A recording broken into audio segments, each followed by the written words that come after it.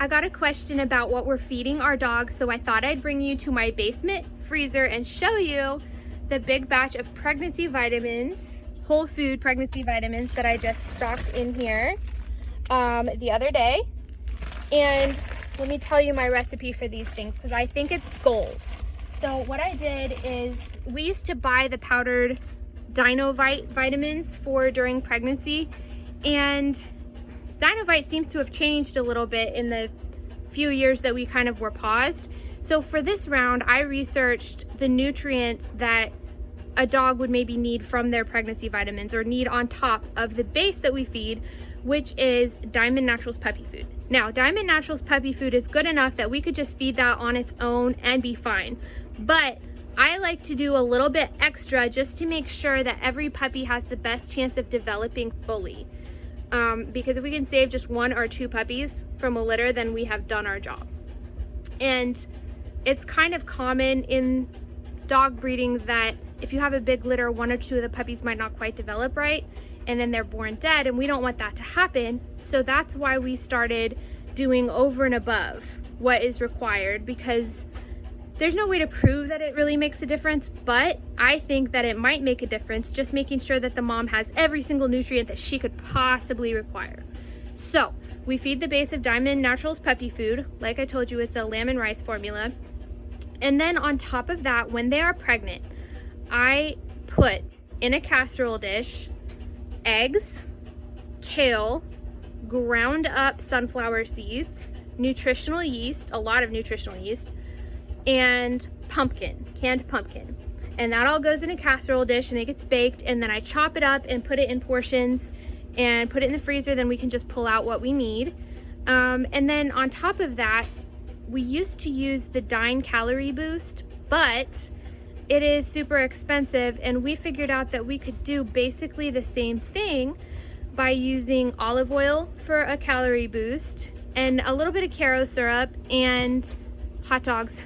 Our dogs love hot dogs. Hot dogs is a high value treat. It's probably not the healthiest, but it does have a lot of calories in it. And the reason why we want extra calories when they're pregnant, this of course depends on the dog, but our foundation female, she lost weight while she was pregnant, and you couldn't tell it until she had the puppies, and then she just looked horrible, and we don't want that to ever happen again. And so what we try to do is when we know that they're probably pregnant, we just give them extra calories and extra nutrition so that they hold their condition and they don't look like they've lost a bunch of weight when they have puppies. So you want them to maintain their condition, especially if they're going to have more puppies in the future or they're going to feed a big litter. It's really important that they keep their weight up. That's why we do the calorie boosting stuff. Now, on top of what goes in my casserole dishes and goes in my freezer, we additionally buy canned chub mackerel, and it's a little gross. Like, I wouldn't want to eat it as a human, but the dogs love it, and that is for those healthy fats, and so they get that often. We also do chicken livers, although we have discovered that only one of our dogs likes the chicken livers of the females, and so that's semi going by the wayside. We might keep doing it for her, but nobody else will eat it, so then she just gets a bunch. So chicken livers are good for the vitamin A. And that is pretty much our system. Sometimes, I mean, we've got a constant supply of leftovers. You know, you kind of avoid the onions and the grapes and stuff like that, but like if we have leftovers that we know that they can eat, we give it to them. And sometimes we'll give raw meat. Like the other day, our pregnant girls, they each got a steak, and so that was a nice blessing for them. But what we used to do is we used to go to a local market and buy chicken quarters by the 40-pound case, and they would get chicken quarters. And we kind of used to balance that out with some rice and maybe some beans, but the rice and beans have kind of gone by the wayside, especially when they're pregnant, because I want to make sure that they have that base of nutrition that they need. Now, the puppy food is balanced enough that that's really all they need, but I kind of feel bad for them because they have to eat the same thing every day. So I like for them to have a little bit of something extra in their diet that they can look forward to.